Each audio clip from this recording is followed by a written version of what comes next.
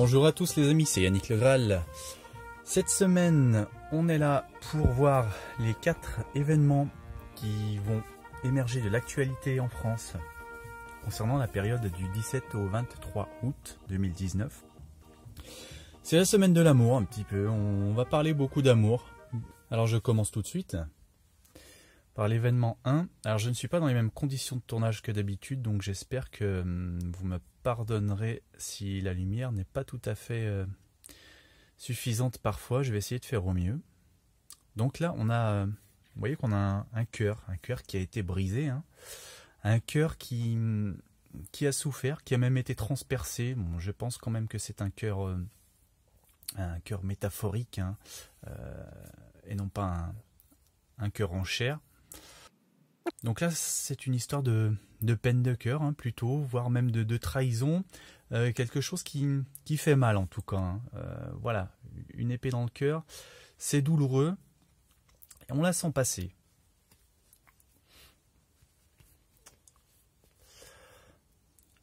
Ensuite, on a l'affliction, donc quelqu'un qui se retrouve dans une situation où malheureusement il n'a plus toutes ses possibilités d'agir, toutes ses capacités.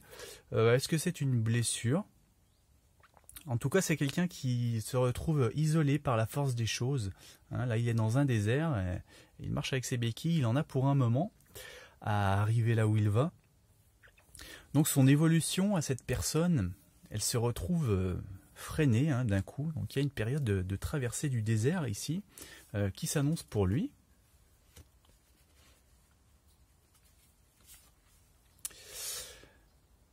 Là, on a encore une idée de stagnation, de personnes insatisfaites, de personnes...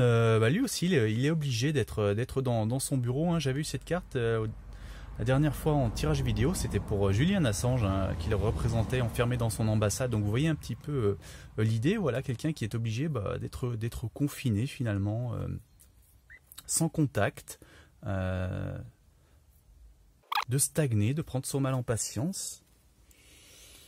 Et là, est-ce que c'est à cause d'une malveillance peut-être? Voilà, il me semble qu'il y a quand même un acte d'un ennemi, d'un adversaire peut-être, hein, de quelqu'un qui voulait du mal à cette personne, voire même une certaine cruauté peut-être. Donc voilà, qui est cette personne qui va se retrouver immobilisée alors qu'elle avait d'autres projets, hein. En tout cas, elle ne va pas prendre ça de bon cœur, hein. Ça va lui peser, voilà, ça va lui faire mal. Bon, c'est une histoire. Est-ce que ça concerne un sportif ou qui avait des projets ou quelqu'un d'autre? Je ne sais pas, on verra. Donc seconde ligne. On parle encore d'amour ici dans cette ligne. L'as du calice. Là, c'est le détachement.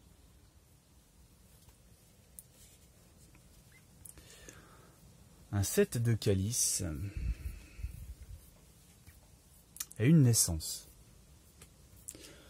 Alors, donc là, un romantisme presque aveugle. Là, vous voyez que c'est la nuit. La nuit, tous les chats sont gris et les statues peuvent facilement être prises pour des êtres de chair. Et donc, il ne faut pas se laisser prendre finalement à ce jeu, rentrer trop dans cet amour qui paraît s'offrir à nous. Donc voilà, une idée de romantisme excessif, de romantisme illusoire, là, qui ressort ici.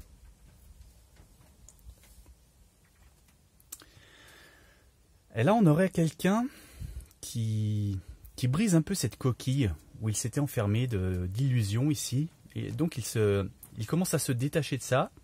Ce n'est pas forcément facile, hein, il faut la force pour briser la coquille. Il se retrouve nu et fragile, voilà, dans un monde où il n'évoluait pas, où il était bien protégé avant. Mais donc c'est une libération émotionnelle quand même quelque part, ce détachement, cette éclosion.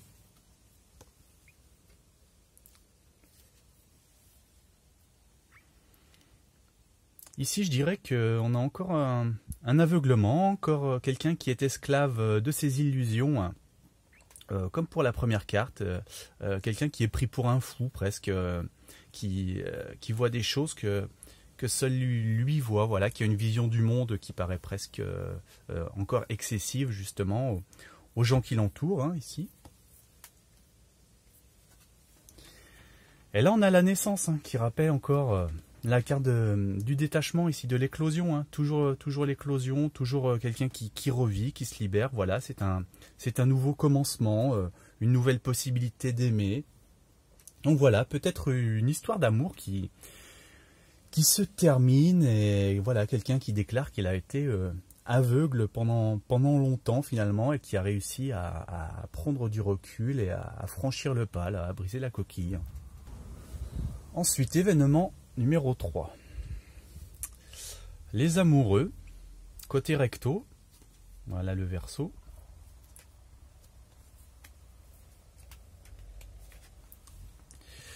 Mercure, le messager. On a notre as de calice. Et on a la jeunesse.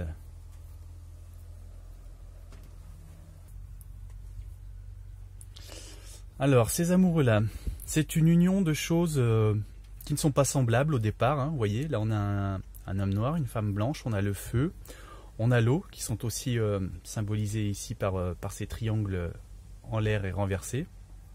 Et donc ces choses dissemblables, finalement elles s'unissent ici pour former cette étoile qui ressemble à l'étoile juive. Et là c'est intéressant parce que vous remarquez qu'on a aussi le symbole de Mercure au milieu, hein, Mercure qui revient sur la carte suivante ici.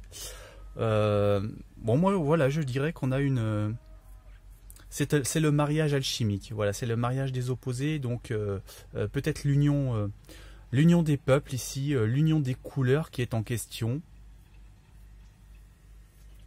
L'ouverture peut-être à l'autre, à l'étranger, et donc Mercure qui revient. Mercure, bon, bah, c'est le messager, c'est le porteur de nouvelles. Donc un message, est-ce qu'il représente les journaux peut-être, hein, voilà, il évoque aussi la légèreté, Mercure, hein, vous voyez qu'il a des ailes de partout, il y a des papillons, il galope et il va d'un endroit à l'autre très rapidement. Donc voilà, il porte les nouvelles. Et donc Mercure, on a encore l'union, hein, qui était évoquée auparavant. Je ne pense pas que ce soit le Mercure, la température. Hein, la canicule est passée, donc a priori c'est autre chose. Et alors là, on a l'as de calice, donc ici c'est les valeurs d'accueil justement, l'as de calice. Hein. Vous voyez que là ça paraît vide. Et il faut le faire vivre, il faut remplir de monde. Donc là c'est la maison, la famille, voilà, l'importance d'accueillir des personnes dont nous parle cette carte pour avoir une plénitude, hein. Encore une fois, obtenir ici une sorte d'union qu'on voit là. Et là, la jeunesse, donc on nous parle de futur, on nous parle d'avenir ici, pour l'avenir j'imagine, voilà, pour les enfants, oui, pour le futur. Voilà, donc là je pense qu'il y a quelque chose au niveau accueil, au niveau immigration peut-être, une nouvelle... oui, je sais pas, une nouvelle, je sais pas quel genre de nouvelle. Enfin, il y a eu une incitation en tout cas à accueillir ici pour l'avenir. Voilà. Alors, dernier événement. Le monde côté recto. Voilà le côté Verseau, pardon. Voilà le recto. Et donc c'est le côté Verseau que j'ai tiré. Le maître et l'élève. C'est le nom de cette carte. Le maître de calice. Voilà. Des maîtres. Des maîtres et le monde. Ça ne vous dit rien? Les maîtres du monde. Et la fatalité. Alors, le soleil est de la partie et se reflète dans les cartes. Bon, on arrive au bout, on va finir comme ça. Donc voilà. Le monde, eh bien, c'est l'international, a priori. C'est donc les pays, à mon avis. Il y a une histoire de G7 qui va se passer à Biarritz. Alors le G7 va commencer le 24 ou le 25. Et là, on est sur le 17 au 23 août. Mais à mon avis, on va beaucoup parler du G7 cette semaine. Hein. voilà sa préparation. Donc là, alors je me suis demandé pourquoi j'ai eu le verso donc et non pas le recto. Le recto, il y a vraiment une idée de triomphe, d'un cycle qui s'achève. Là, c'est un triomphe beaucoup plus plat. C'est un triomphe un petit peu anodin. Au lieu d'un cycle, là, on a une idée de quelque chose qui continue de manière banale. Hein. Si vous voulez, l'idée, un G7 de plus. Voilà, les grands se réunissent encore une fois de plus, si vous voulez. On n'a pas l'idée de waouh. Le maître et l'élève. Donc là, on a les maîtres du monde, on a les élèves, hein, ceux qui écoutent. On a l'idée de donner la leçon, de faire la leçon. Voilà, les dirigeants se retrouvent, ils vont décider pour les autres, leur donner leur enseignement. Et donc on a l'idée d'inégalité. Alors le G7 de cette année, je crois qu'il va être placé sous le signe des inégalités. Voilà, la lutte contre les inégalités, ainsi que le terrorisme et le climat. Donc là, vous voyez qu'on a quelqu'un qui fait la vaisselle, qui est à genoux, et puis l'autre qui regarde les bras croisés. Donc on a la notion d'inégalité hein, qui apparaît clairement ici.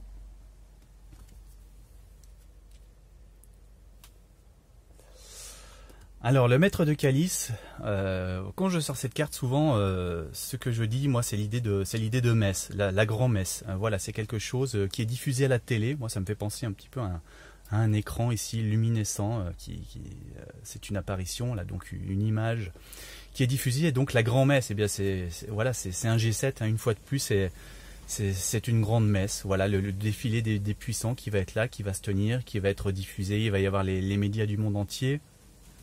Et voilà les maîtres, une fois encore. Et là, l'idée, ces maîtres sont définis justement par le besoin d'être juste, d'avoir des relations justes, presque à l'excès. Hein.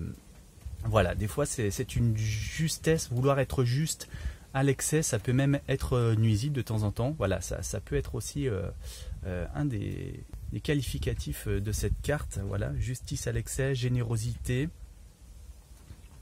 Donc grande messe. Hein. Et alors là, la fatalité. Donc la fatalité, eh bien, ça me fait penser, donc, comme je vous l'ai dit, au thème du G7 qui va lutter contre le climat, la menace climatique qui pèse, le terrorisme qui pèse. Et c'est également, cette semaine, je pense qu'on va parler de toutes les mesures de sécurité qui vont être prises justement en rapport aux menaces qui planent sur ce G7. Voilà, ils ont très peur qu'il y ait quelque chose qui dérape. Donc voilà, là ça regroupe tout ça, le thème du G7 et toutes les mesures contre les éventuelles menaces qui pourraient planer dessus, à mon avis. Donc voilà, dernier événement, la préparation du G7 et ses thèmes, à mon avis.